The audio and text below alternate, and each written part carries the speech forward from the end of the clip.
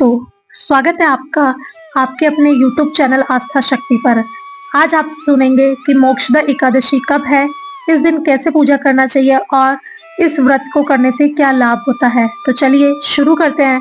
उससे पहले मैं आपको बताना चाहूंगी कि अगर आपको हमारे चैनल पर दी हुई जानकारी और व्रत कथाएं अच्छी लगती है और सुनना चाहते हैं तो आप हमारे चैनल को सब्सक्राइब करें, लाइक करें और शेयर करें। धन्यवाद।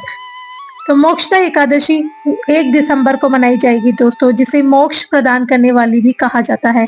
इस दिन भगवान विष्णु की सच्चे मन से पूजा और व्रत करने से जन्म मृत्यु के चक्र से मुक्ति मिलती है। वहीं इस दिन अगर कुछ उपाय किए जाए तो व्यक्ति को सुख शांति की भी प्राप्ति होती है।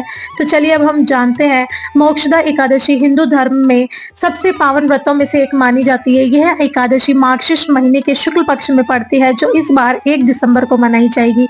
जैसा कि नाम से स्पष्ट है, मोक्षदा एकादशी का अर्थ है मोक्ष प्रदान करने वाली। माना जाता है कि इस दिन सच्चे मन से भगवान विष्णु जी की पूजा और व्रत करने से व्यक्ति को जन्म और मृत्यु के चक्र से मुक्ति मिल जाती है। वह इस दिन आकर कुछ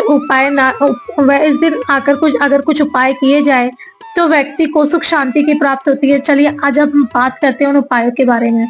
तो ये मोक्षदा एकादशी और गीता जयंती पर श्रीमद् भागवत गीता का संपूर्ण पाठ करना चाहिए। अगर ऐसा करना मुश्किल है तो कम से कम 11वां अध्याय का पाठ जरूर करें। गीता का ध्यान इस दिन पर किसी मंदिर या ब्राह्मण को भोजन जरूर कराएं। श्रीमद् भागवत गीता का दान करें। यह उपाय व्यक्ति को ज्ञान और मोक्ष की प्राप्ति की ओर ले जाता है। भगवान कृष्ण को तुलसी दल मिश्रित और मिश्री का भी भोग लगाएं। भोग लगाते समय गीता के उपदेश का ध्यान मन ही मन करें या फिर गीता के किसी श्लोक का जप करें।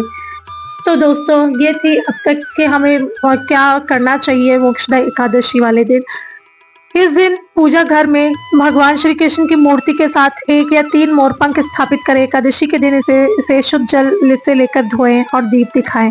अगर आप आर्थिक तंगी से परेशान हैं तो पूजा के बाद उस मोरपंख को उठाकर तिजोरी या धन वाले स्थान पर रख दें।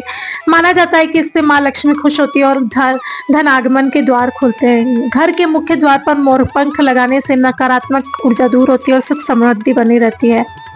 तो चलिए दोस्तों, ये थी अब तक की जानकारी। आपको कैसी लगी हमें बताइएगा जरूर कमेंट सेक्शन के थ्रू, और अच्छी लगी तो हमारे चैनल को ज्वाइन कीजिएगा। धन्यवाद।